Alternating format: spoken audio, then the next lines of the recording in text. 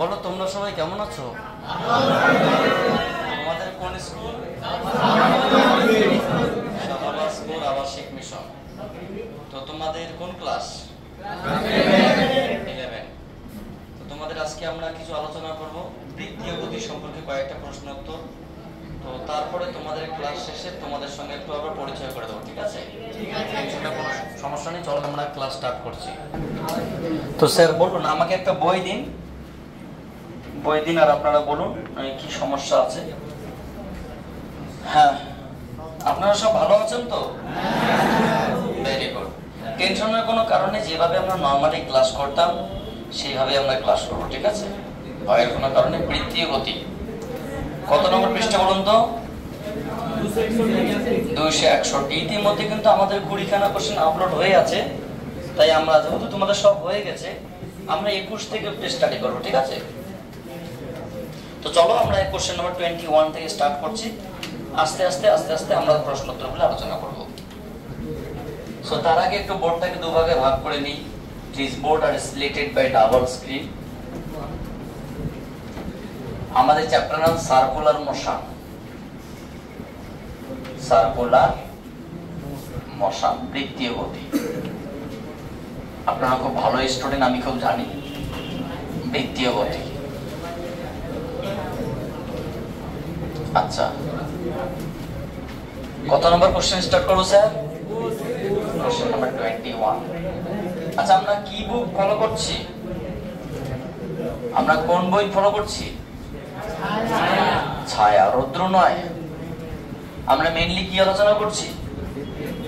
MCQ, multiple choice question. এটা হচ্ছে আমাদের এই চ্যাপ্টারের পার্ট 3 বলতে গেলে ভিডিও সিরিজ 3 নম্বরের।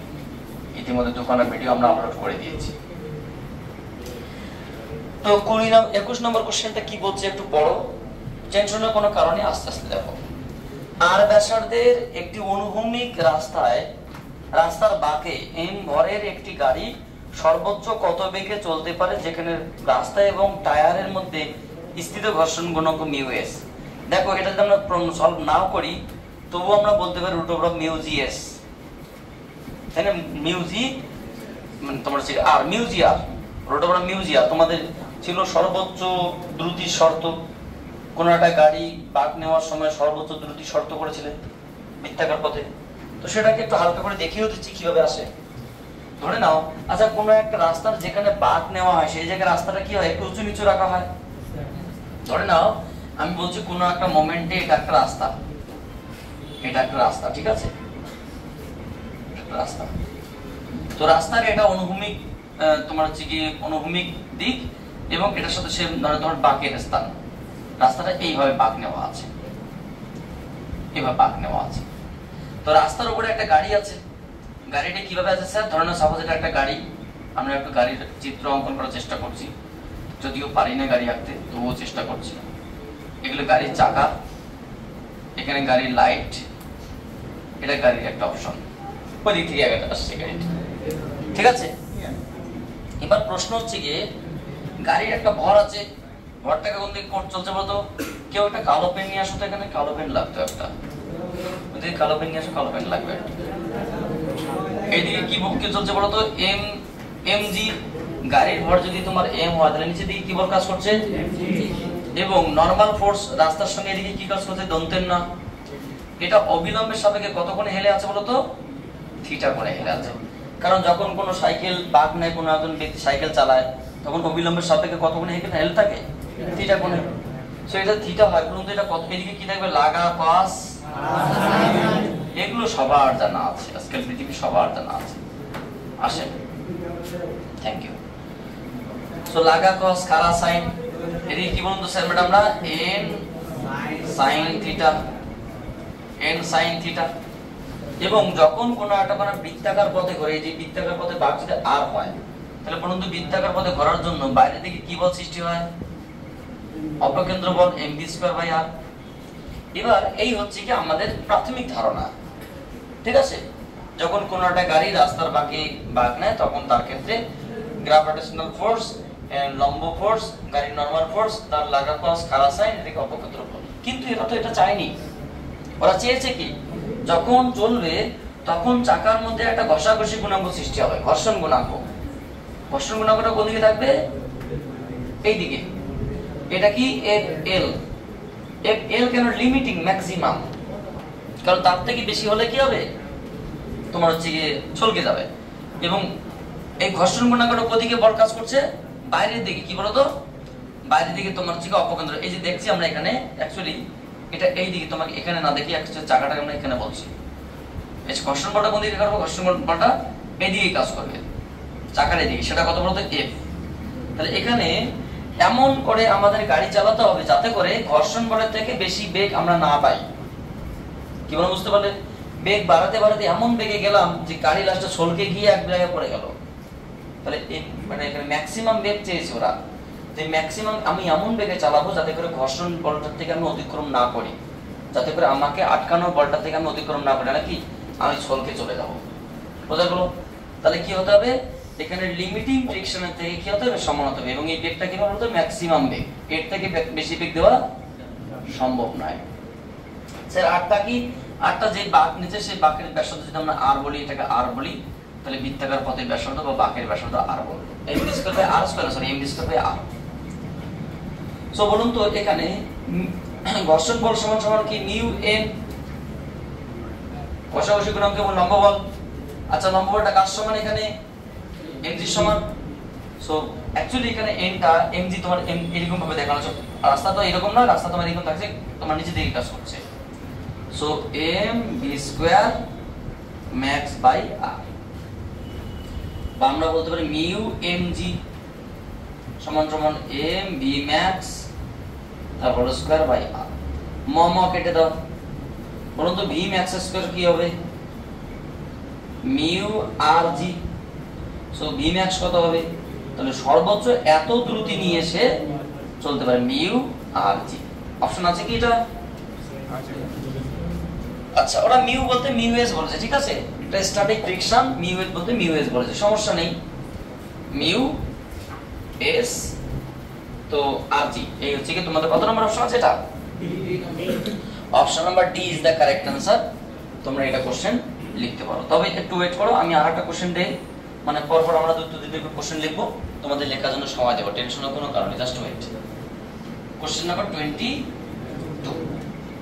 একটু মন দিয়ে পরবর্তী কোশ্চেনটা কি বলেছে? একটি বৈদ্যুতিক পাখা, আপনারা কি বুঝতে পারছেন কোশ্চেনটা? একটি বৈদ্যুতিক পাখা কত বেগে ঘুরছে? সমস্যা নেই, এমনি সব ঠিক আছে, একদম ওকে, সুন্দর লেখা বোঝা যাচ্ছে, কোনো সমস্যা নেই। একটি বৈদ্যুতিক পাখা নিজ অক্ষের চারিদিকে 100 আরপিএম, আরপিএম মানে কি? রোটেশন পার মিনিট বা রেভলিউশন পার মিনিট, মানে প্রতি মিনিটে 100 পাক ঘোরে। আচ্ছা, আর 100 আরপিএম কৌণিক বেগে ঘুরছে। সুইচ বন্ধ করার 15 সেকেন্ড পর পাখাটি কি হয়? স্থির হয়ে যায়। তাহলে প্রাথমিক বেগ কত চলছে? কত? 100 আরপিএম। সুইচ বন্ধ করলাম, 15 সেকেন্ড পরে কি হবে? তার বেগ কত হবে? 0 হয়ে যাবে। প্রাথমিক বেগ 100 আরপিএম, অন্তিম বেগ 0, মানে বেগ বলতে এখানে কৌণিক বেগ। সময় কত? 15 সেকেন্ড। আচ্ছা, মানে কৌণিক মন্দন, স্থির কৌণিক মন্দন মানে মন্দনটাকে ধ্রুবক ধরে নিয়ে বলেছে 15 সেকেন্ডে পাখাটি কত পাক ঘুরেছিল, মানে সুইচ বন্ধ করার পরে পাখাটা মোট কত পাক ঘুরেছে ওটা চেয়েছে। এটা কিচ্ছু না, ক্লাস 1-2 এর বাচ্চা কোশ্চেন। স্যার বলুন তো এখানে পাখার প্রাথমিক বেগ কত? প্রাথমিক বেগ 100 আরপিএম। আরপিএম প্রথম কথা তোমাকে জানতে হবে যে 1 আরপিএম মানে কি? 1 আরপিএম রোটেশন পার মিনিট, একটা পাক। তার আগে তোমাকে জানতে হবে ওমেগা সমান কি? ওমেগা সমান থিটা বাই, এক পাক ঘুরলে কত কোণ সৃষ্টি করে? 2 পাই। এক পাক ঘুরতে কত সময় লাগছে? এটা 1 আরপিএম এর ডেফিনিশন, নট 100 আরপিএম। 1 আরপিএম মানে এক পাক ঘুরতে 60 সেকেন্ড বা 1 minute. Rotation per minute, 1 RPM মানে একটা পাকে 1 মিনিট, ঠিক আছে? যেমন যদি বলা হয় সেকেন্ডের কাঁটা এক পাক ঘুরতে যে সময় লাগে, এটা সেকেন্ডের কাঁটার কৌণিক বেগ বলা যেতে পারে। সো এটা বলতে পারি আমরা pi by 30 radian per second. তাহলে আমরা যদি 100 আরপিএম বলে দিলে কত হবে? 100 ইন্টু পাই বাই 30, তাহলে 0 0 কেটে দিলে 10 pi by 3 radian per second. এটা কার বেগ বলো তো? পাখার বেগ। ব্যাপারটা বোঝার চেষ্টা করো, এটা কৌণিক বেগের ডেফিনেশন। 1 rpm কথার অর্থ একটা রোটেশনে হতে 1 মিনিট সময় লাগে, একটা রোটেশন মানে 2 পাই, এবং সময় লাগে 60 সেকেন্ড বা 1 মিনিট। সো এটা নাম 1 rpm, কিন্তু এটা তো 1 rpm নয়, পাখার rpm কত এখন 100। সো 100 ইনটু 1, সেটা 1 এর জায়গায় আমরা মান বসাতে পারি। সো পাখার ক্ষেত্রে এখন বেগ কত? এটা কত সময় পরে থামবে? 15 সেকেন্ড পরে। তাহলে অন্তিম বেগ কত হবে? 0 rpm per second, 0 rate per second, radian per second. কত বন্ধনে চলছে? অবশ্যই এটা বলেছে এটা ধ্রুবক। ঠিক আছে, আমরা কি জানি বলুন তো? আমরা জানি কি বলুন তো, E equals to U plus AT। একে জানো না? এখানে V এর জায়গায় কি লিখবো? V এর জায়গায় final velocity omega 2, initial velocity কত? ওমেগা 1। কি নিয়ে চলছে সে? মন্দন নিয়ে। সময় কত? T। কৌণিক। স্যার বলুন তো ওমেগা 2 কত এখানে? 0। ওমেগা 1 কত? 10 পাই বাই 3 মাইনাস আলফা জানি না, সময় কত? 15। তাহলে আমরা কি বলতে পারি যে আলফা সমান সমান কি? এক কথায় 10 পাই বাই 3 ইনটু 15, তাই তো? তাহলে 5 দুগুণ 10, 3 5 15, 2 pi by 9 radian per second square. এটা কিন্তু কৌণিক ত্বরণ, এটা ওরা চায়নি। ওরা চেয়েছে এটা কি? ওরা চেয়েছে সুইচ অফ করার পরে কত ভাগ ঘটছে, সুইচ অফ করার পরে কত ভাগ ঘটছে। তাহলে আমরা কি লিখতে পারি? আমরা তো এটাও জানি, উই নো। আমরা কি জানি? v square equals to u square plus 2as, কে জানো না? প্রত্যেকই জানি। অন্তিম বেগ কত? Omega 2 square. প্রাথমিক বেগ কত? Omega 1 square minus 2 into alpha into s বলতে কত? থিটা। কতটা ঘটছে, কত কোণ, মানে মোট কত কোণ সৃষ্টি করলো? তাহলে 0 ইকুয়ালস টু ওমেগা 1 এর মান কত বলো তো? 10 পাই বাই 3 তার হোল স্কয়ার মাইনাস 2 ইনটু আলফার মান কত? 2 পাই বাই 9 ইনটু থিটা।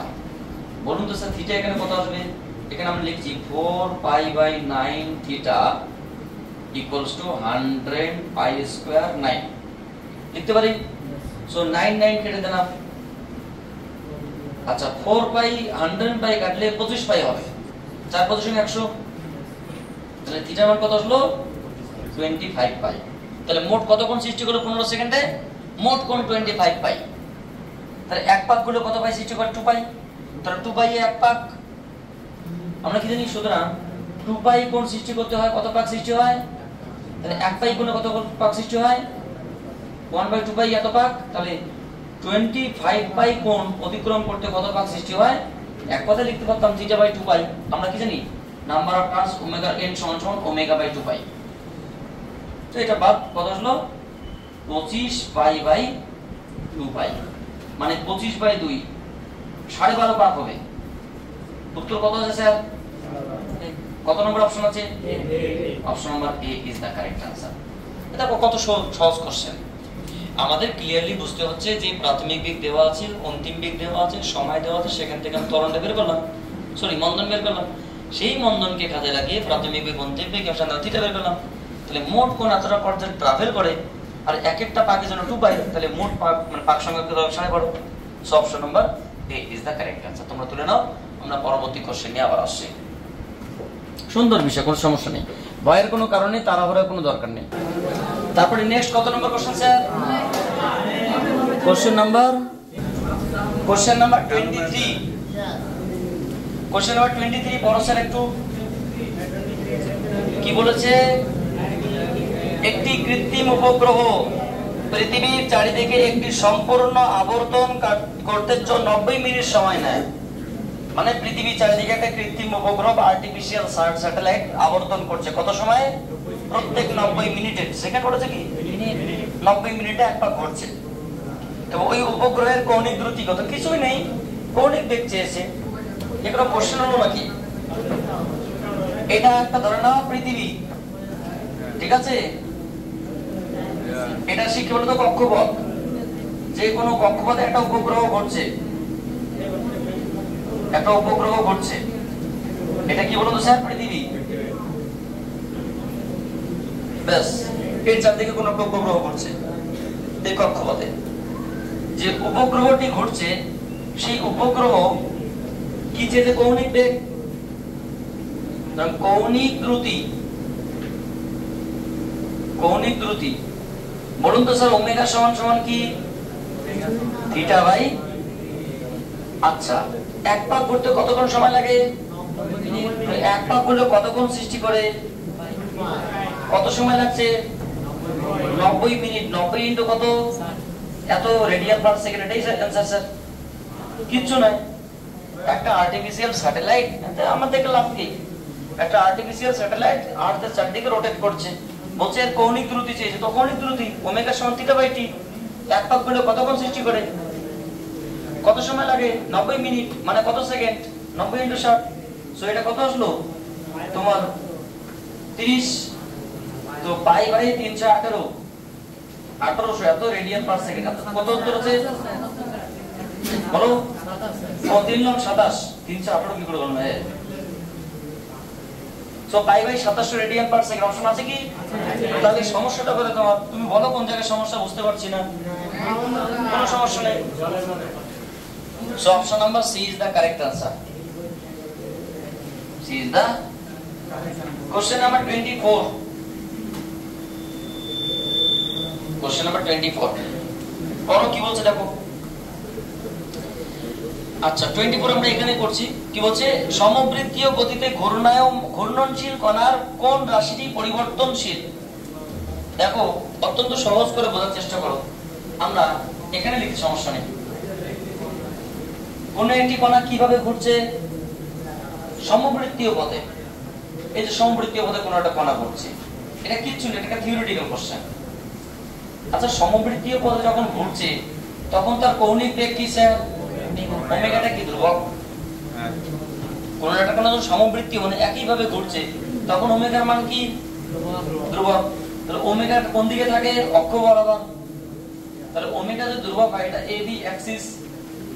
এবং কোন একটা পয়েন্টে যখন কণা এইভাবে ঘুরবে, কোন একটা পয়েন্টে কণার বেগ কোন দিকে? এইদিকে।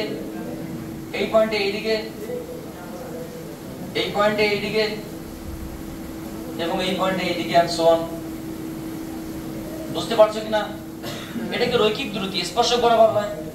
আমরা এই পয়েন্টে দেখি তাহলে একরকম হবে, এই পয়েন্টে একরকম, এই পয়েন্টে একরকম, বিভিন্ন পয়েন্টে ঘুরছে বিভিন্ন রকম। বা আমি এটাকে একটু এইভাবে দেখানোর চেষ্টা করি, অথবা দিয়ে বৃত্তটাকে এইভাবে অঙ্কন করার চেষ্টা করি। তাহলে যখন কণাটা এইভাবে ঘুরছে তখন বেগ কোন দিকে? এইদিকে।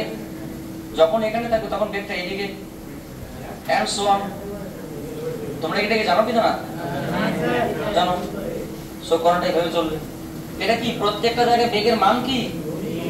প্রত্যেকটা জায়গায় বেগের মান সমান। সমবৃত্তীয় পথে ঘুরছে, কিন্তু মাথায় রাখবে এখানে প্রত্যেকটা জায়গায় বেগের অভিমুখ আলাদা, কারণ এটা এইদিকে, এটা এইদিকে, দেখ কি একই রকম?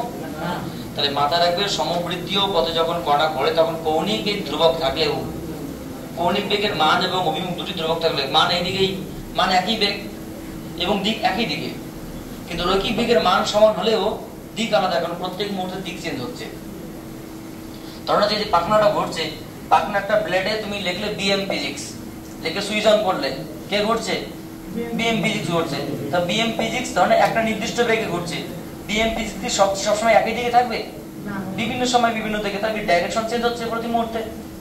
সেটাই বেগ সমান হলেও, একই বেগে ঘুরলেও বিএম ফিজিক্সের স্পিড সমান হলেও বিএম ফিজিক্সের ডাইরেকশন সমান নয়।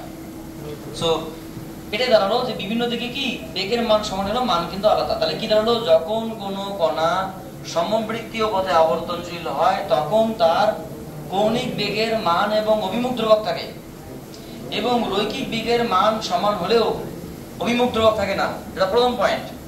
তাহলে এখানে প্রশ্ন হচ্ছে কি, যদি আমরা দেখি তখন কি বলতো? শক্তি ধ্রুবক থাকে, হাফ অফ mv স্কয়ার বা half of i omega square, যাই বলো না কেন, কারণ শক্তি কি রাশি? একটা শক্তি, একটা স্কেলার রাশি।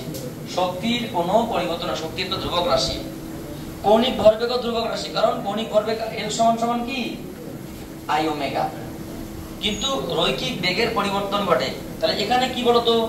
ব্যাসার্ধটা প্রত্যেক সময় ঠিক থাকে, প্রত্যেক সময় কি হয়, রৈখিক বেগের মান চেঞ্জ হয় না, রৈখিক বেগের অভিমুখ চেঞ্জ হয়, কৌণিক বেগের মান চেঞ্জ হয় না, অভিমুখ চেঞ্জ হয় না। কিন্তু ত্বরণ প্রত্যেকটা মুহূর্তে কোন দিকে হয়, কেন্দ্রের দিকে হয়। মানে প্রত্যেকটা মুহূর্তে ত্বরণের অভিমুখও চেঞ্জ হয়, কেন্দ্রের দিকে প্রত্যেকটা মুহূর্তে চেঞ্জ হয়ে যাচ্ছে। সো এখানে কি কি বলেছে বলতো, কোশ্চেন নাম্বার 24, কৌণিক বেগ। স্যার কৌণিক বেগ কি করে চেঞ্জ হয়, ওমেগা তো ফিক্স বললাম। বলছে কোনটি পরিবর্তনশীল, কৌণিক বেগ কি পরিবর্তনশীল? আচ্ছা গতিশক্তি কি রাশি, গতিশক্তি একটা স্কেলার রাশি, পরিবর্তন কি করে হয়, শক্তি যার মানের উপর নির্ভর করে, দিকের উপর নির্ভর করে না। কৌণিক ভরবেগ, আর কৌণিক বেগ জানো, কৌণিক ভরবেগ কি করে চেঞ্জ হবে, এগুলো সবগুলো ধ্রুবক রাশি। বেগ পরিবর্তন হলে ত্বরণও পরিবর্তন হবে, বেগের মান আছে, দিক আছে, অর্থাৎ বেগ পরিবর্তনশীল রাশি নয়, এই ধ্রুবক রাশি না, বেগ পরিবর্তনশীল রাশি। বলে কি হবে তোমার হচ্ছে গিয়ে কি হবে, কোশ্চেন নাম্বার 24 ত্বরণ, অপশন নাম্বার ডি হবে। এবং যারা এটা বুঝতে পারবে না তাদেরকে বলবো কোশ্চেন নাম্বার 20টা পড়তে, তার সঙ্গে সঙ্গে 18টা পড়তে হবে। কারণ 20তে ভালো করে দেখো লেখা আছে বেগের মান ধ্রুবক থাকলেও অভিমুখ পরিবর্তন হয় লাস্টে। এবং 18 থেকে, মানে 18 এবং 20তে আমরা বিস্তারিত আলোচনা করেছিলাম।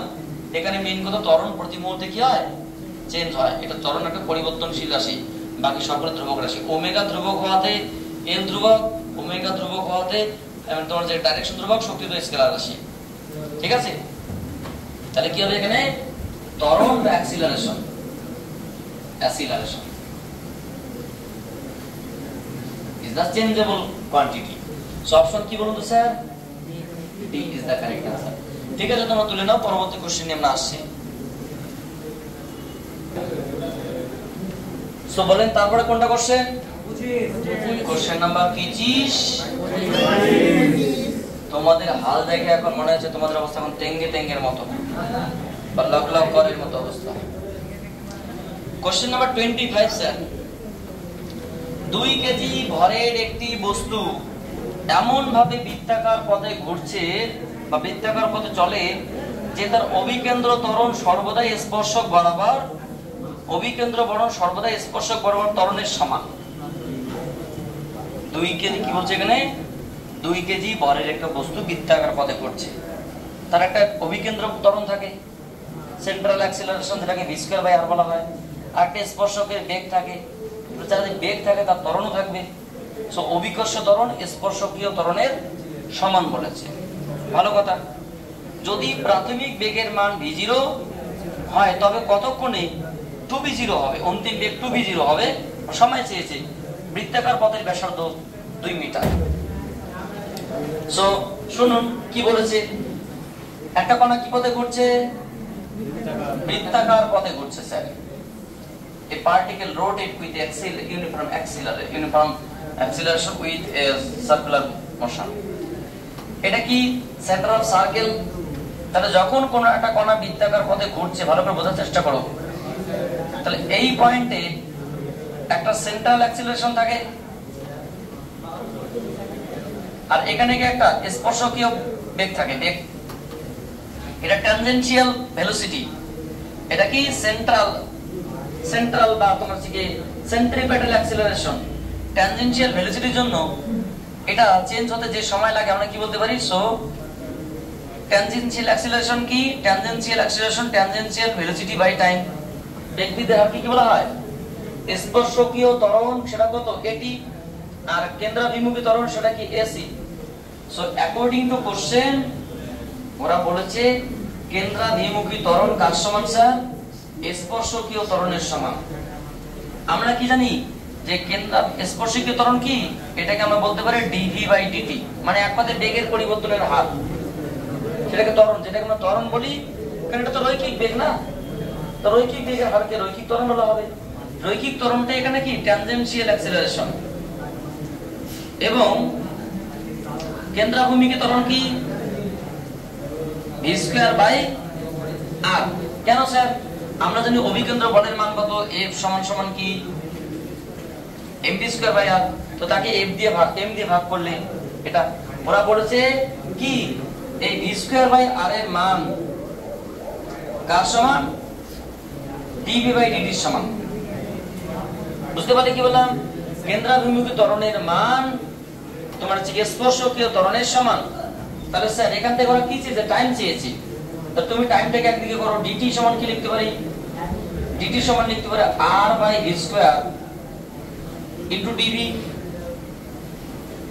Into dv।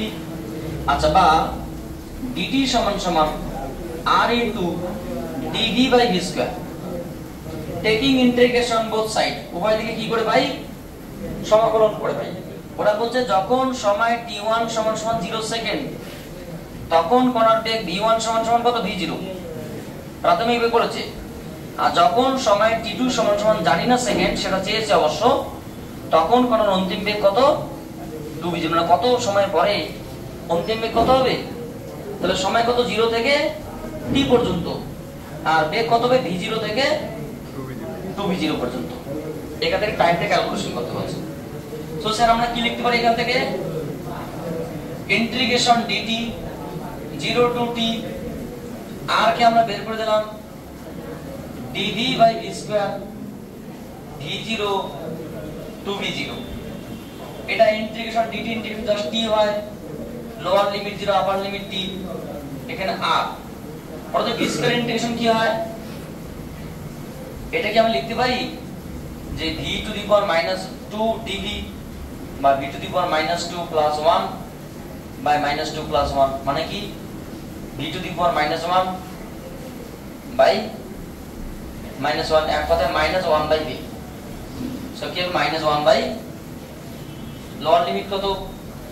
v0, আপার লিমিট কত? 2v0। বা এটা কত?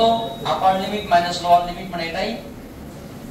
আচ্ছা, r ইনটু মাইনাস চিহ্নটা আমি বের করে দিলাম, মাইনাস r।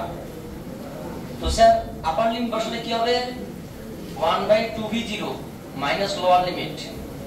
সূত্রটা কি? কুলম্ব ল, মানে আপার লিমিট মাইনাস লোয়ার লিমিট। এখানে v এর জায়গায় আগে আপার লিমিট বসলো, মাইনাস লোয়ার লিমিট বসলো, এই চিহ্নটা আমরা আগে বের করে দিয়েছি। মাইনাস r লসাগু করে কত হবে? 2v0। সো 1 - 2, তাহলে অ্যাকচুয়ালি মাইনাস মানে যে প্লাস r/2v0। ঠিক আছে? সো t সমান সমান দিস। r এর মান সম্ভবত দিয়েছে না ওরা? দেখো তো কি দিয়েছে r এর মান? r এর মান বলেছে 2 মিটার। আচ্ছা, আর v0 দিয়েছে কি? না, v0 দেয়নি। সো এটাতে বসাই 2/2v0 1/v0। তার মানে কত সময় পরে ঘটনা ঘটবে? 1/v0 সময় পরে, এত সেকেন্ড পরে কণাটার অন্তিম বেগ হবে 2v0। সেটা কি অপশন আছে sir? Option number A is the correct answer. বুঝতে পারলে কি বললাম? কোশ্চেন নাম্বার 26 টা আমরা পরে করছি, শর্ট জায়গার জন্য আমরা করছি না, এটা আগে টুকে নাও। আমি তোমাদের কোশ্চেনটা আরেকবার বলে দিচ্ছি। এরা বলে দিয়েছে কোন কণা যখন বৃত্তাকার পথে আবর্তনশীল হয় তখন তার কেন্দ্রাভিমুখী ত্বরণ স্পর্শকীয় ত্বরণের সমান। আমি বলিনি, কোশ্চেনে বলা আছে ব্যাসার্ধ 2 মিটার, ভর 2 কেজি, এটসেট্রা এটসেট্রা দিয়ে বলেছে যে কোন কণা যখন প্রাথমিক বেগ v0, যখন সময় 0 তখন প্রাথমিক বেগ v0, যখন সময় কত সময় অন্তিম বেগ কত হবে? 2v0। শুরুতেই v0, তাহলে 2v0 তো কত সময় লাগবে? আমরা জাস্ট বললাম যে AT মানে দিস আর AC মানে দিস, এই দুটো সমান করে এখান থেকে টাইমটাকে একদিকে করলাম, এটাকে জাস্ট আমরা ইন্টিগ্রেশন করে লোয়ার লিমিট আপার লিমিট বসালাম, দেখলাম যে টাইম কত হলো 1/v0। Option number A is the correct answer. এটা একটা ক্যালকুলেশন। তোমাদের অনেকের একটু ইন্টিগ্রেশন বুঝতে সমস্যা হবে, যারা 11 এ আছো এবং যারা ভিডিও দেখছো তাদেরও। তো এতে কোনো সন্দেহের কারণ নেই, কারণ ক্লাস 12 এ ইন্টিগ্রেশন অ্যাভেলেবল থাকবে। এটা কিছু আমার পড়া নেই, ইন্টিগ্রেশন তোমাকে এখন কিছু কিছু জানতে হবে। লিখে নাও, পরবর্তী কোশ্চেনে আমরা আসছি। কোশ্চেন নাম্বার কত স্যার? 26। একটু মন দিয়ে পড়ো, তারপর যত ইচ্ছা সলভ করো। 26 নাম্বার কোশ্চেনে বলেছে একটি বস্তু বৃত্তাকার পথে ঘুরছে, ঘুরতেই পারে তার ইচ্ছা, কেন্দ্রের সাপেক্ষে। কার সাপেক্ষে?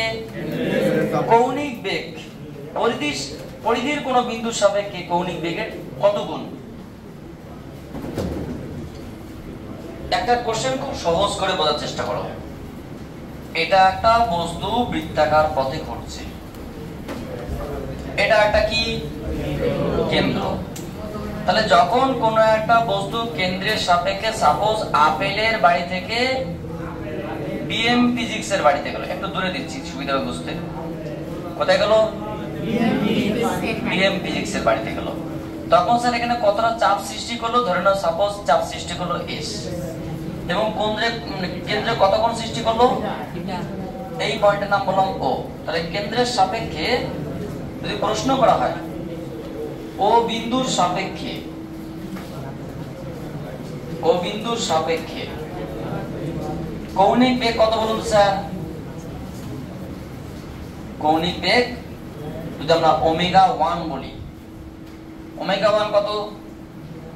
কৌণিক বেগ সমান সমান কি? চাপ বাই ব্যাসার্ধ। আচ্ছা থিটা সমান, আচ্ছা কৌণিক বেগ মানে কি? থিটা বাই সময়, থিটা বাই সময়। এই যে থিটা, প্রথম থিটা সমান কি জানি আমরা? আমরা জানি থিটা সমান সমান চাপ বাই কতটুকু চাপ? এবি বাই ব্যাসার্ধ আর, যদি বৃত্তাকার পথে ব্যাসার্ধ আর বলা হয়, এটাও অবশ্য আর, তাই না? এটা আর এটা আর। এখানে এবিটা কত? এস বা এক কথায় এস বাই আর। আমরা জানি S equal to R theta, জানি অবশ্য আমরা, তাই না? এস বাই আর, তাহলে থিটা সমান সমান কত? এস বাই আর। যখন কোনো কণা বৃত্তাকার পথে ঘোরে তখন কণার কেন্দ্রের সাপেক্ষে কৌণিক বেগ ওমেগা 1 যদি বলি, সো থিটা সমান থিটা বাই টি, সরণ বাই সময়। এখান থেকে বুঝতে কত সময় লাগলো? টাইম টি যদি লাগে, সেক্ষেত্রে তোমার কৌণিক সরণ বাই সময় মানে কৌণিক বেগ, আর এমনি থিটা সমান সমান চাপ বাই ব্যাসার্ধ। এবার বিষয়টা হচ্ছে গিয়ে কণাটা ওখানে নয়, পরিধির উপর কোনো একটা পয়েন্ট নেওয়া হলো, যে পয়েন্টের নাম সাপোজ ও পি। তাহলে পি এর সাপেক্ষে, কার সাপেক্ষে? পি এর সাপেক্ষে এই কোণটা কত স্যার? সাপোজ থিটা, এটা থিটা প্রাইম, ঠিক আছে, বা থিটা 1 বলতে পারো। ওটা ওমেগা বলেছি তো, এটা তুমি ওমেগা বলো তো, ওমেগাটা সুবিধা হবে। ওমেগা এটা একটা থিটা 1, বুঝতে পারলে? তাহলে বলুন তো স্যার, এর পরিধির সাপেক্ষে, কার সাপেক্ষে বলছে? পরিধিস্থ কোন একটা পয়েন্টের সাপেক্ষে কৌণিক বেগ যদি বলা হয় ওমেগা 1, কত বলবে এর সাপেক্ষে কৌণিক বেগ? তাহলে পি বিন্দুর সাপেক্ষে, কার সাপেক্ষে স্যার? কৌণিক বেগ,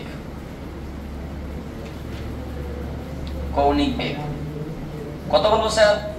আমি তো ওমেগা 1 বলি। ওমেগা 1 সমান কি বলতো? ওমেগা 1 সমান সমান কি চাপ বাই ব্যাসার্ধ। ওমেগা 1 সমান সমান কি? Theta 1 by T. সময় তো একই, সময় তো একই। তো বলুন তো থিটা 1 সমান কি?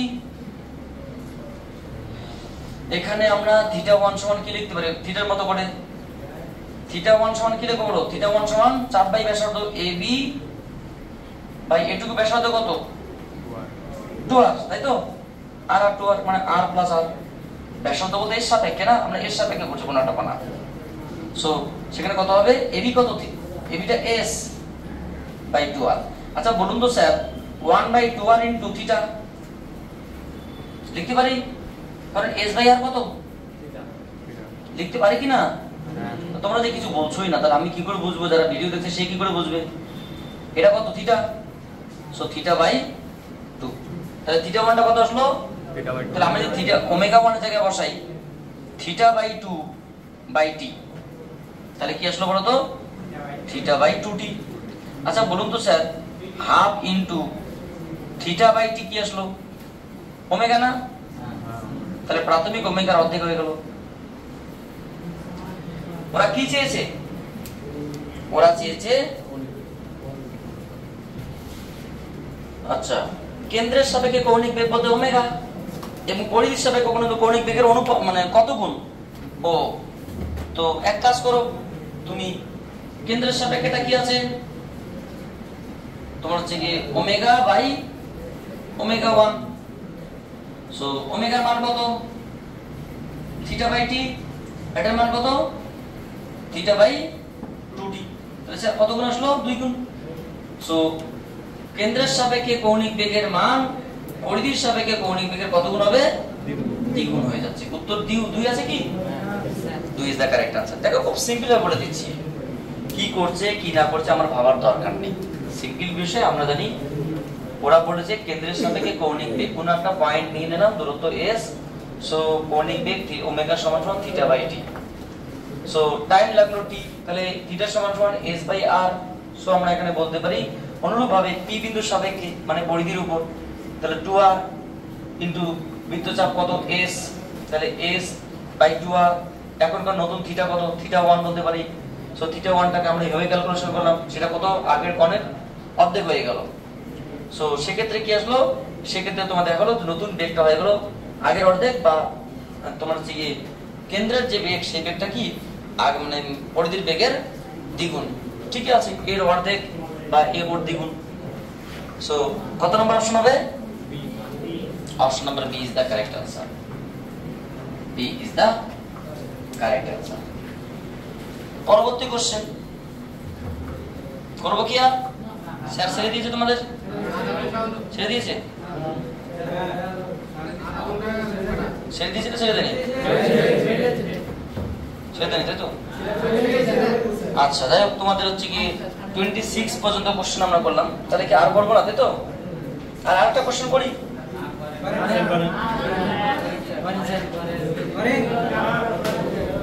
লাস্ট কোশ্চেন, ঠিক আছে? 27 নম্বর কোশ্চেন করে আমরা ছেড়ে দেবো। টেনশন নেই স্যার, কি আছে একটু পড়ো, এখনো হয়ে যাবে। Question number 27। তাহলে আমরা আগামী কালকের ক্লাসে আমি চেষ্টা করব এই বাকি কয়েকটা অঙ্ককে আমরা রিমুভ করতে। বলেছে একটি বস্তু কোন বৃত্তাকার পথে এমন ভাবে ঘুরছে, কোন বস্তু বৃত্তাকার পথে এমন ভাবে ঘুরছে যাতে তার কৌণিক বেগ কৌণিক সরণের সমানুপাতিক হয়। কৌণিক বেগ কি ওমেগা আর কৌণিক সরণ কি থিটা, তাহলে কৌণিক বেগ ওমেগা প্রপোর্শনাল টু থিটা। যদি দ্বিতীয় পাক ঘুরতে 2 সেকেন্ড সময় নেয়, তবে প্রথম পাকের শেষে কৌণিক বেগ কত হবে? দেখো ওরা কি বলছে, একটা কণা কিভাবে ঘুরছে স্যার? বৃত্তাকার পথে ঘুরছে। তাহলে কণাটার কৌণিক বেগ অ্যাকর্ডিং টু কোশ্চেন, কৌণিক বেগ কার সঙ্গে সমানুপাতে পরিবর্তিত হয়? কৌণিক সরণের সঙ্গে। বলতো কৌণিক বেগ সমান কি? d theta by dt। Sir d theta by dt কেন বললেন? কারণ থিটার সঙ্গে ওমেগার সম্পর্ক করতে হলে ডেরিভেটিভ ইকুয়ালস টু কি something constant k into theta. So d theta by theta into k dt। ওরা কি বলেছে? দ্বিতীয় পাকের শেষে। আচ্ছা, দ্বিতীয় পাক বলতে কি? প্রথম পাকে শুরু, ধরুন এক পাক ঘুরে এখান থেকে এখানে আসলো, আবার এক পাক ঘুরে এখান থেকে আসলো, তাহলে কি 2 পাই থেকে 4 পাই পর্যন্ত। দ্বিতীয় পাকের শেষে কতগুলো সৃষ্টি করে? দ্বিতীয় পাকের শেষে কত সময় লাগে? 2 সেকেন্ড। তাহলে এখানে আমরা কি করতে পারি? যখন টাইম t1 = 0 সেকেন্ড, তখন তোমার হচ্ছে কি থিটা 1 সমান কত? 2 পাই। আর যখন টাইম t2 সমান সমান 2 সেকেন্ড, তখন কোন থিটা 2 সমান সমান কি 4 পাই। ব্যাপারটা হচ্ছে কি এক পাক ঘুরছে ওটা বাদ, যখন এখানে 2 নম্বর পাক ঘুরছে তখন টাইম 0 তে 2 পাই হয়ে বসে আছে, মানে এক পাক ঘুরেছে সেটা বাদ। তাহলে 0 থেকে কত, যখন টাইম স্টার্ট করলাম তখন টাইম 0, তখন 2 পাই কোন হয়ে আছে। এখান থেকে 4 পাই পর্যন্ত টাইম কত লাগলো? 2 সেকেন্ড। মানে দ্বিতীয় নম্বর পাকটা করতে সময় লাগলো 2 সেকেন্ড। তাহলে 2 পাই থেকে 4 পাই যেতে, সেক্ষেত্রে আমরা কি টাইমের লিমিট জানি, তোমার যে কোণের লিমিট জানি, তাহলে ইন্টিগ্রেশন করি। Taking integration both side d theta by theta k into dt integration. আচ্ছা স্যার লোয়ার লিমিট কত এখানে? থিটার লিমিট কত? 2 পাই থেকে 4 পাই। সময়ের লোয়ার লিমিট কত? 0 থেকে 2। প্রথম d theta by theta integration করলে কি হয়? log of ln2। তোমরা অবশ্যই এটা জানো না, আমি পরে আলোচনা করব। মানে তোমাদের একটা সূত্র আছে দেখবে, dx বাই x এর ইন্টিগ্রেশন করলে log x হয়, ln x প্লাস c। তোমাদের যে একমাত্রিক গতি চ্যাপ্টার আছে, একমাত্রিক গতির শেষের দিকে দেখবে কতগুলো সূত্র দেওয়া আছে, সেখানে সূত্রগুলো পাবে। স্পেশালি ক্লাস 12 এ তো লাগবেই। লোয়ার লিমিট কত? 2 পাই, আপার লিমিট কত? 4 পাই। কি একটা ধ্রুবক সংখ্যা বের করে দিলাম, dt ইন্টিগ্রেশন কি হয়? শুধুমাত্র t। লোয়ার লিমিট 0, আপার লিমিট 2। তাহলে আমরা যদি লিমিট বসাই স্যার কত হবে? আমরা যদি লিমিট বসাই ln অফ এটা কত? থিটা, এটা থিটা, তাহলে 4 পাই মাইনাস ln অফ 2 পাই। থিটার জায়গায় একবার আপার লিমিট বসালাম, আপার লিমিট মাইনাস লোয়ার লিমিট সমান সমান কি k ইনটু 2 মাইনাস 0। তাহলে এটা কত হবে? ln অফ 4 পাই বাই 2 পাই সমান সমান কত? k মানে 2k। সো এটা 4 পাই কাটলে কত? 2 হবে। তাহলে k এর মান কত স্যার? ln 2। ধ্রুবকটার মান কত? ln 2। ওরা কি বলেছে, কি চেয়েছে ওরা বলেছে যে প্রথম পাকের শেষে কৌণিক বেগ কত হবে বলো তো। এমনি কৌণিক বেগ আমরা কি জানি? সুতরাং ওমেগা সমান সমান k থিটা। তো প্রথম পাকের শেষে k এর মান কত পেয়েছি? প্রথম পাকের k এর মান হচ্ছে তোমার ln 2 log 2। আর প্রথম পাকের শেষে কত কোণ সৃষ্টি করে? 2 পাই। কথা 0 থেকে 2 পাই মানে 2 পাই। সো 2 পাই ইনটু ln 2, এটাই आंसर। প্রথম পাকের শেষে এত রেডিয়ান পার সেকেন্ড কোণ সৃষ্টি করে বলো। প্রথম পাকের শেষে কোথায়? 2। হ্যাঁ, ও এখানে একটা হাফ আছে, সরি আমি ঠিক আছে পাই হবে आंसर, ঠিক আছে। এখানে একটা হাফ হবে, এখানে যদি হাফ হয় তাহলে এখানে কত থাকবে? Half by 2। ঠিক আছে, ওটা সমস্যা নেই, এটা আমাদের ক্যালকুলেশনে মিস্টেক হতেই পারে। এত রেডিয়ান পার সেকেন্ড, অর্থাৎ কণার কৌণিক বেগ কত হবে? আমি তোমাকে বলবো প্রথমত এই সূত্র সম্পর্কে তোমাকে জানতে হবে। এই সূত্র না জানলে তুমি লগ কি করে জানবে? আর লগ না জানলে তুমি আপার লিমিট লোয়ার লিমিট বসাবে কোথায়? অ্যাকচুয়ালি ক্যালকুলেশন খুব ইজি। এখান থেকে কে বের করলাম, পরে আমরা জাস্ট কৌণিক বেগটা বের করলাম। তোমরা এটা করে নাও। যারা ভিডিও দেখছে তাদেরকে বলছি, এত খাটাখাটনি করে তোমাদেরকে ভিডিও বার্তা দেওয়া হচ্ছে, তোমরা একটু যদি সাবস্ক্রাইব করে মানে তোমরা ইয়ে করো, কৃপণতা করো, তাহলে আর কিছু বলার নেই। জাস্ট আমাদের একটা বৃহত্তর চ্যানেল বানানোর উদ্দেশ্যে আমরা এটা পথে নেমেছি। তো তোমরা যদি কিছু বলো একটু বলো, সমস্যা নেই, আমরা নেক্সট ক্লাসে বাকিগুলো আলোচনা করবো। তোমরা সবাই ভালো আছো তো? এই হলো কালিয়াচক শাহবাজপুর মিশনের স্টুডেন্টরা, খুব ভালো এরা পড়াশোনায়, এরা সব পড়াশোনায় খুব ভালো, এরা খুব সভ্য আর কি। এরা প্রত্যেকে অভিনয় বিভিন্ন জায়গা থেকে আছে, ইভেন মানে দেশের বিভিন্ন জেলার বিভিন্ন প্রান্তে আছে, রাজ্যের বিভিন্ন প্রান্তে তো আছে। তো তোমরা সবাই ভালো আছো? তোমরা কিছু বলবে ভিডিও বার্তা হিসেবে?